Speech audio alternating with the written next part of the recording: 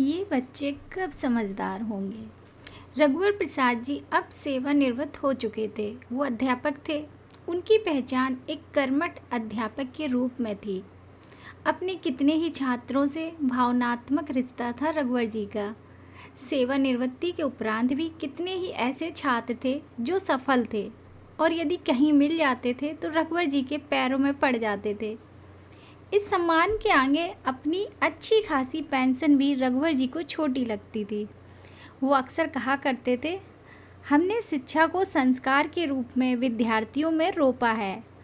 अब तो शिक्षा भी सर्विस सेक्टर का एक हिस्सा है। शिक्षक के लिए छात्र एक ग्राहक है तो छात्र उनके माता पिता के लिए शिक्षक एक सर्विस प्रोवाइडर। फिर वो एक लंबी सांस खींचकर बोलते, सही समय में ज़िंदगी गुजार गए हम। रघुवर जी के एक पुत्री और दो पुत्र थे। बड़ा पुत्र इंद्र इंजीनियर था। वह अपनी पत्नी रेखा, एक पुत्र रोहन और पुत्री रोहिणी के साथ चंडीगढ़ में रहता था, जबकि छोटा पुत्र राजेंद्र रघुवर जी के साथ रहता था। वो एक अच्छी कंपनी में नौकरी करता था, ठीक ही कमा लेता था। उसके भी एक पुत्र शिखर और एक पुत्री शिखा थी। रघुवर जी की पत्नी प्रेमलता और पुत्री आभा और छोटे पुत्र का परिवार उनके साथ उनके पैतृक निवास मेरठ में ही रहते थे। अभी पुत्री का विवाह नहीं हुआ था। बस यही एक चिंता रघुवर जी को थी कि नौकरी रहते पुत्री का विवाह नहीं हो पाया। प्रेमलता जी भी इस विषय को लेकर थोड़ा परेशान रहती थी। इस कारण से ही रघुवर जी ने अपने फंड को किसी को नहीं दिया था। वो सोचते थे कि बस आभा का विवाह बिना पुत्रों पर जोर डाले ठीक से करके जो बचेगा वो पुत्रों को दे देंगे।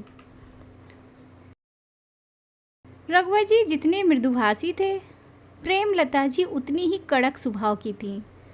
वो ज़्यादा पढ़ी लिखी नहीं थी, फिर भी किसी भी विषय पर अड़ जाना उनका स्वभाव था। रघुवर जी ने जीवन भर उनकी बात काटने की हिम्मत नहीं जुटाई थी। यही स्वभाव प्रेमलता का बहुओं के साथ भी था। बड़ी बहू आधुनिक परिवार से थी और प्रेमलता जी का बड़ा पुत्र भी अच्छा कमाता था, इसलिए प्रेमलता जी की अपनी बड़ी बहू से ज़्यादा बनी नहीं। पोती पोतों की याद तो रघुवर जी और प्रेमलता जी को भी आती थी, परंतु प्रेमलता जी भी झुकने को तैयार नहीं थी, इसलिए बस जैसे तैसे चल रहा था। हालांकि छोटी बहू रश्मि भी प्रेमलता जी के स्वभाव से कुंद थी, लेकिन अपने पति के दबाव के कारण चुप थी। प्रेमलता जी अक्सर अपने छोटे बेटे को ताना मारती थी, बड़ा वाला मेहनत करके बड़ी पोस्ट पर चला गया, अंधी कमाई है, और एक तू है धक्के खाकर भी बस 10-15 हज़ार पर अटका है। उसकी तो घरवाली भी MBA है, वो भी कमा लेती है। तेरी तो घरवाली भी BA ही है। सासू माँ की इन बातों पर रश्मि चिढ़ जाती और अपने पति राजेंद्र से कहती, हम कम कमाए या ज़्यादा किसी से मांगने नहीं जा रहे। जो बड़े बहू बेटे पूछते भी नहीं, बड़ाई उनकी ही होती है। पत्नी को समझाते हुए राजेंद्र रश्मि से कहता है, यार अब 60 साल की उम्र में माँ तो अपनी आदत बदल नहीं पाएगी, इसलिए थोड़ा हमें ही एडजस्ट करना पड़ेगा, कहने देना।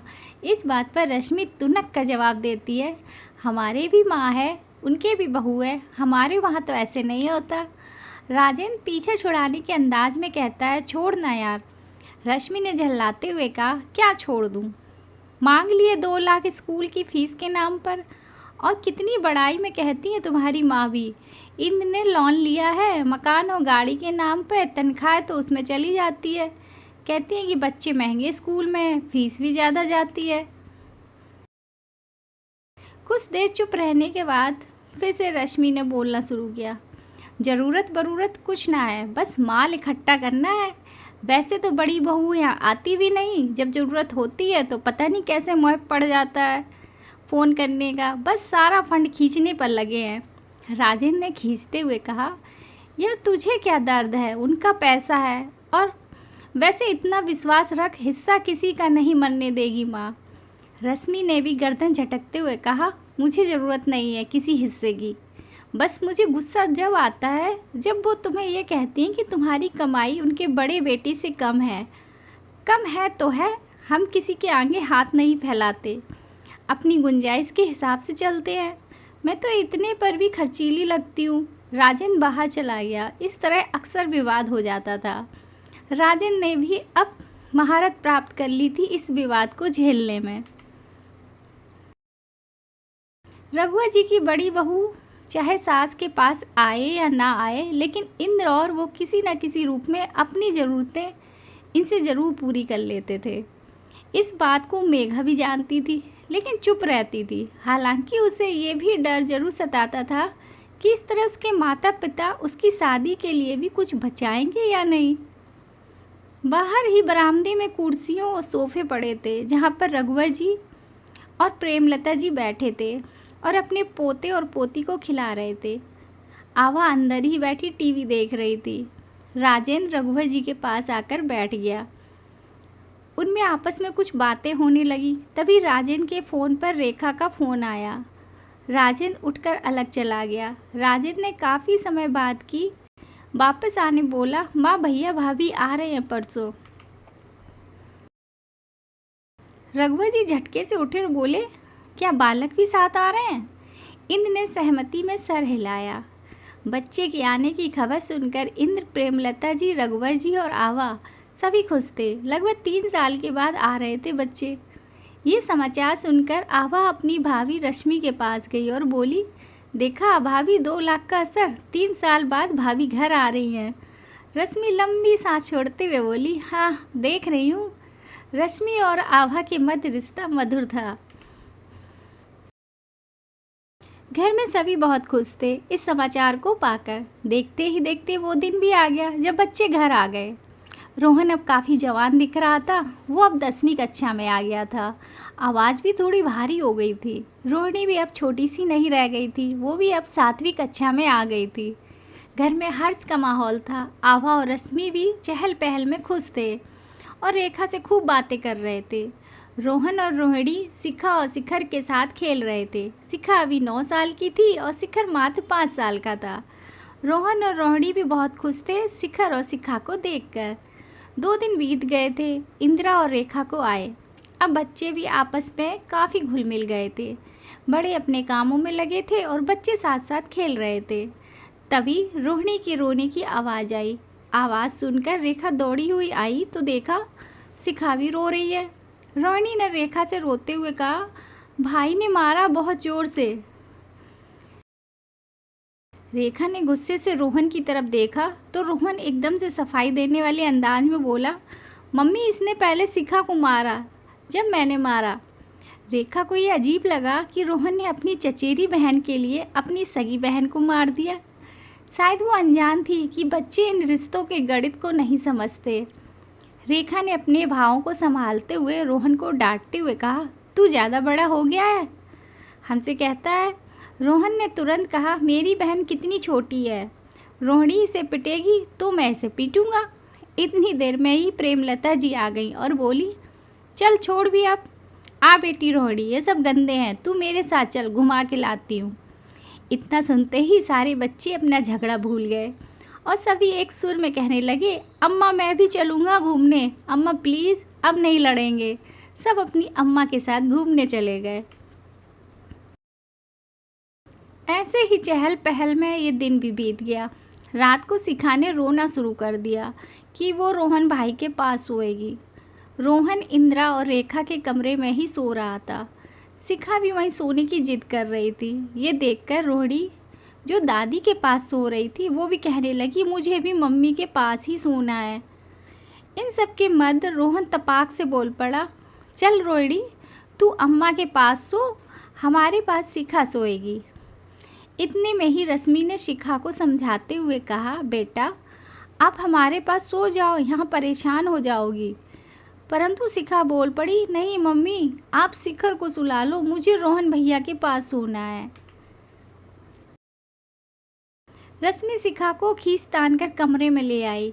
ये बात रेखा और रश्मि दोनों को परेशान कर रही थी कि उनके बच्चे रिश्तों में फ़र्क नहीं कर पा रहे हैं। रश्मि ने कमरे में गुस्से से शिखा को सुलाया। वो सुबक रही थी। राजन भी लेटा हुआ था। रश्मि गुस्से में बड़बड़ा रही थी, मेरे तो बच्चे भी पागल ही पैदा हो गए।